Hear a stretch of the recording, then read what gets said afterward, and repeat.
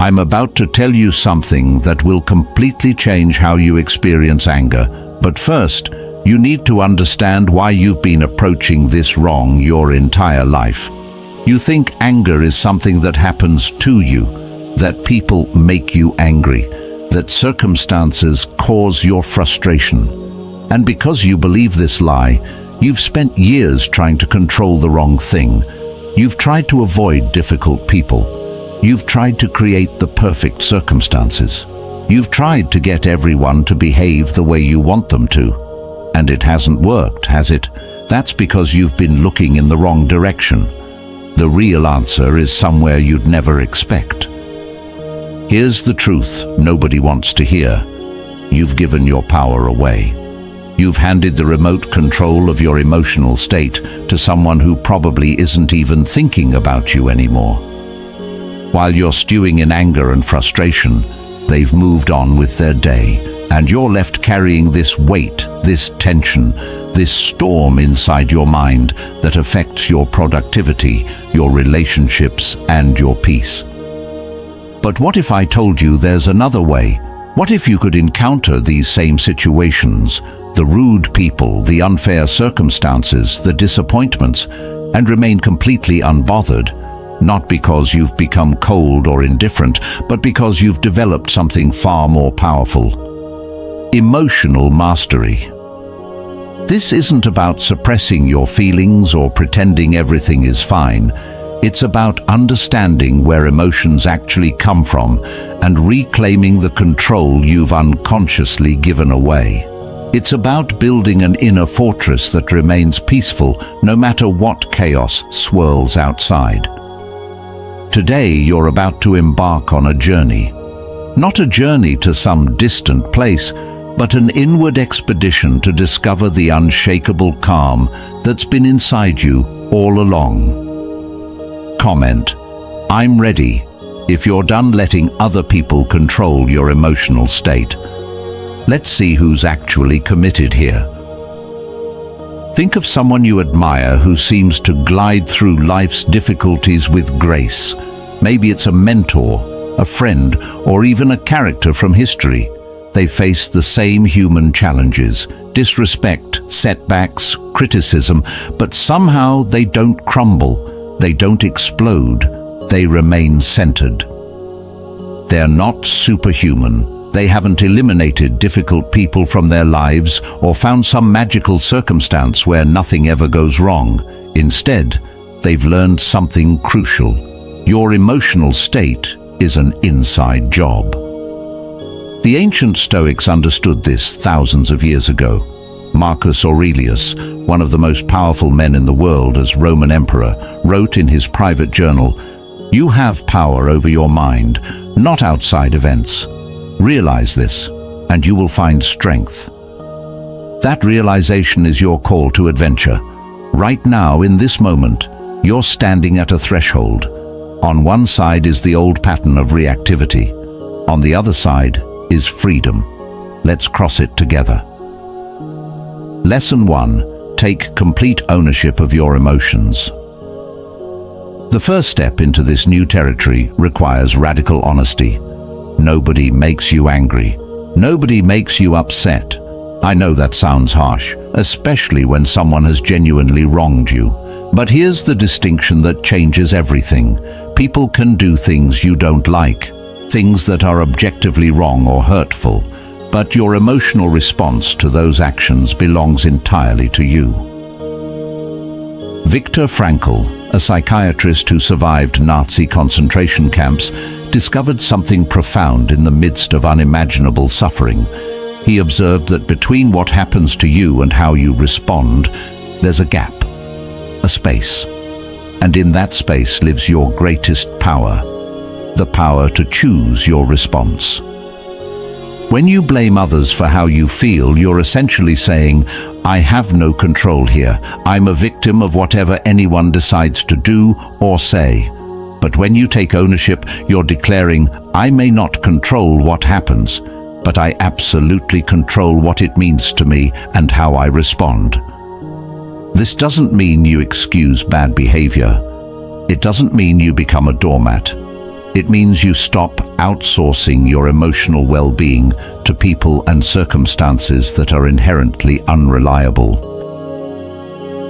Lesson 2. Understand that reactions are learned patterns. Here's something liberating. Your current reactions to frustration aren't who you are. They're simply what you've practiced. Every time you've exploded in anger or spiraled into frustration, you've strengthened a neural pathway. You've taught your brain, this is what we do in this situation. But patterns can be unlearned. New ones can be created. Lesson 3. Release grudges like they're burning your hands. Imagine carrying a hot coal in your bare hands, waiting for the right moment to throw it at someone who wronged you. That's what holding a grudge feels like. The person you're angry at might be living their best life, completely unaware of your internal torment, while you're the one getting burned. Seneca, the Stoic philosopher, put it perfectly. Anger is an acid that can do more harm to the vessel in which it is stored than to anything on which it is poured. Letting go isn't about them. It's about you. It's about refusing to give someone who hurt you the continued power to hurt you every single day through your own thoughts. When you replay that argument, that betrayal, that disappointment, you're essentially volunteering to relive the pain over and over. But how do you actually let go? Start by recognizing that holding on to anger is a choice you're making. Then ask yourself, is this grudge serving me? Is it making my life better? Is it bringing me peace? The answer is always no. Sometimes we hold grudges because we think releasing them means we're saying what happened was okay. But that's not true. You can acknowledge the wrong, learn from it, protect yourself from it happening again, and release the emotional charge. Lesson 4. Practice radical acceptance of reality. Here's a hard truth. Reality doesn't negotiate. Fighting against what's already happened is like arguing with the weather. The traffic jam exists whether you rage about it or not. Your colleague took credit whether you fume about it or not. The person cut in line whether you're furious or calm. Acceptance doesn't mean approval. It doesn't mean you like what happened or that you won't work to change future circumstances. It means you stop wasting precious energy denying or resisting what's already true. The Buddhist concept of non-attachment teaches us that suffering comes from wanting reality to be different than it is. When you can look at a difficult situation and say, this is what's happening right now, without layering on stories about how unfair it is or how it shouldn't be this way, you immediately cut your suffering in half. You conserve your energy for what actually matters, deciding what you'll do next. Lesson 5. Set boundaries without guilt. One of the biggest reasons people get angry and bothered is that they have weak or non-existent boundaries. They say yes when they mean no. They tolerate disrespect because they don't want to seem difficult. They absorb other people's problems and emotional chaos because they think that's what being kind requires. But here's the reality. Boundaries aren't walls, they're gates. They determine what you allow in and what you keep out. And maintaining them isn't selfish, it's self-preservation. You don't owe everyone access to your time, energy, or emotional space.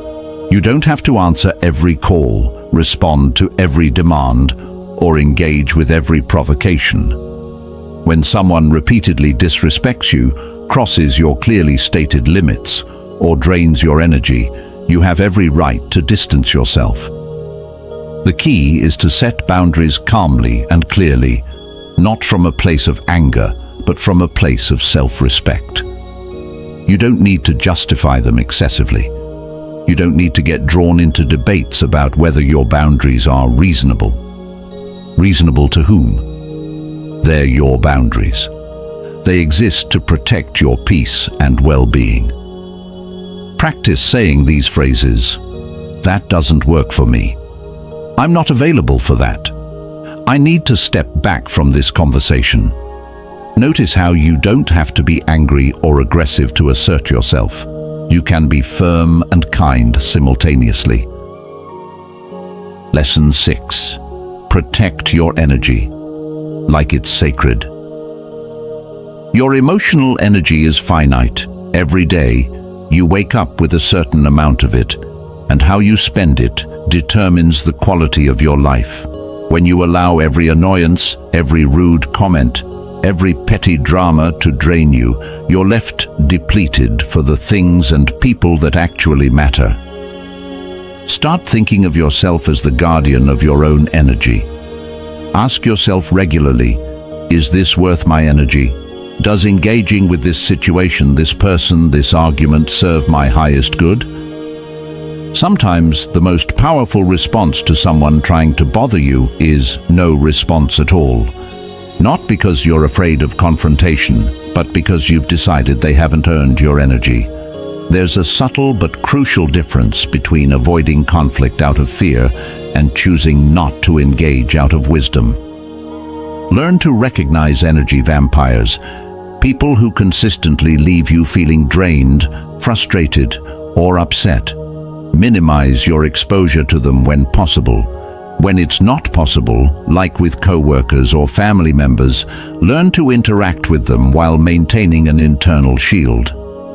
Be polite, be professional, but don't open yourself up emotionally. Your peace is precious. Guard it accordingly. Lesson 7. Reframe criticism as data, not attack. When someone criticizes you, your immediate instinct is probably defensive. Your brain interprets it as a threat, and suddenly you're in fight or flight mode. But what if you could train yourself to hear criticism differently? Imagine you're a scientist collecting data about an experiment. When something doesn't work, you don't take it personally. You simply note the information and adjust. You can approach criticism the same way. When someone offers feedback, whether it's delivered kindly or harshly, ask yourself, is there any truth here? Is there anything useful I can extract from this? Sometimes the answer is yes. Someone might have a legitimate point, even if their delivery was poor. In those cases, you've just received valuable information for growth. Sometimes the answer is no. The criticism says more about the critic's insecurities, biases, or bad mood than it does about you. In those cases, you can simply discard it like junk mail. You don't get upset when junk mail arrives in your mailbox. You just throw it away. Do the same with baseless criticism. The key is to separate the message from the emotion. When you can do this, criticism loses its power to ruin your day. You become teachable and resilient simultaneously. Here's an advanced technique.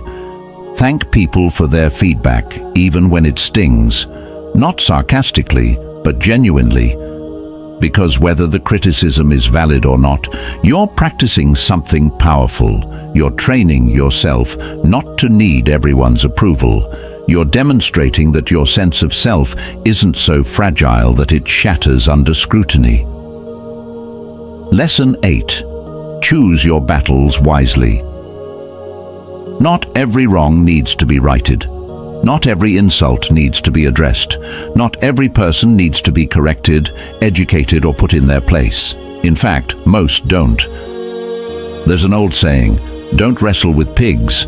You both get dirty and the pig likes it. Some people are looking for a fight. Some people want to drag you into their drama, their negativity, their chaos. When you engage, you're giving them exactly what they want and losing your peace in the process. Before you respond to something that bothers you, ask yourself 3 questions. Will this matter in a week, a month, a year? If the answer is no, it's probably not worth your emotional energy. Is this person open to understanding or resolution? If they're just looking to vent, argue, or dominate, your words won't change anything. What will engaging cost me? If the cost to your peace, time, or energy outweighs any potential benefit, walk away. Marcus Aurelius, despite being emperor of Rome with the power to crush anyone who insulted him, chose his battles carefully. He wrote, "The best revenge is to be unlike him who performed the injury." In other words, don't let someone's bad behavior turn you into a worse version of yourself. Sometimes the strongest thing you can do is nothing at all. Sometimes silence is the most powerful response. Not because you're weak, not because you don't have a comeback, but because you've decided your peace matters more than proving a point. Lesson 9. Zoom out and gain perspective. When you're in the middle of feeling angry or bothered, everything feels enormous. That insult feels like a catastrophe. That setback feels insurmountable. But here's a powerful technique. Zoom out. Imagine looking at this moment from above, like you're watching a movie of your life. Now zoom out further. Imagine viewing your entire week. Does this moment still seem as significant? Zoom out to your entire year, to your whole life, to the span of human history. Suddenly that thing that felt world-ending becomes much smaller, not because it doesn't matter at all, but because you've gained perspective. You've reminded yourself that this is one moment in a vast tapestry of moments, and you get to decide how much weight it carries. The Stoics practiced something called the view from above, where they'd imagine themselves from a cosmic perspective to remember how brief and small our troubles really are. This isn't about dismissing your feelings or pretending nothing matters. It's about right-sizing your problems so they don't consume you. When someone cuts you off in traffic, will you remember it in 5 years? When someone makes a rude comment, will it define your life story? The answer is almost always no, unless you let it by giving it disproportionate attention and energy. Lesson 10. Cultivate daily self-awareness practices. Everything we've discussed requires one fundamental skill: self-awareness. You need to be able to notice when you're getting triggered before you fully react. You need to recognize your patterns, your hot buttons, your habitual responses. This is where daily practices become essential. Meditation, even just 5 minutes a day, trains you to observe your thoughts and emotions without immediately acting on them. You create that crucial gap Viktor Frankl talked about, the space between stimulus and response. Journaling helps you process emotions constructively instead of stuffing them down or exploding outward. When you write about what bothered you, you often discover the real issue underneath the surface annoyance. Regular self-check-ins throughout the day, pausing to ask yourself, how am I feeling right now? What do I need? Keep you connected to your emotional state before it escalates. Breathwork, especially when you feel anger rising, activates your parasympathetic nervous system and short-circuits the fight-or-flight response. Try this. When you feel frustration building, take 6 deep breaths, counting to 4 on the inhale and 6 on the exhale. This simple act can completely change your physiological state. The person who never gets angry or bothered isn't someone who's eliminated emotions. They're someone who's become so attuned to their inner world that they can navigate it skillfully. They feel the irritation arise, and they choose their response consciously instead of reacting automatically. So what does life look like on the other side of this journey? What awaits you when you've internalized these lessons and made them part of who you are?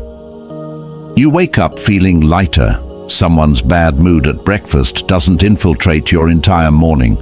You encounter a rude cashier, and instead of letting it fester, you recognize that their behavior isn't about you. Maybe they're having the worst day of their life. Maybe they're dealing with pain you can't see. You feel compassion instead of anger, or at the very least, you feel nothing instead of rage. You're in a meeting, and someone takes credit for your work. You notice the familiar sensation starting to rise, that heat, that tightness. But you catch it early. You take a breath. You recognize the pattern, and you make a conscious choice about how to respond. Maybe you calmly clarify your contribution. Maybe you decide it's not worth addressing right now. Either way, you're in control. You're not hijacked. You navigate difficult conversations without losing yourself. You set boundaries clearly and calmly. You say no without guilt. You engage when it serves you and disengage when it doesn't. You stop carrying the weight of other people's dysfunction, judgment, or chaos. Here's what's truly remarkable. People notice. Your relationships improve because you're no longer reactive and defensive. Your health improves because you're not chronically stressed and angry. Your productivity increases because you're not wasting hours ruminating over things that don't matter. Your overall sense of well-being transforms. But this isn't a destination. It's a practice. You won't master it overnight. There will be days when you slip back into old patterns, when someone pushes exactly the right button and you react before you can stop yourself. That's okay. That's human. The difference is that now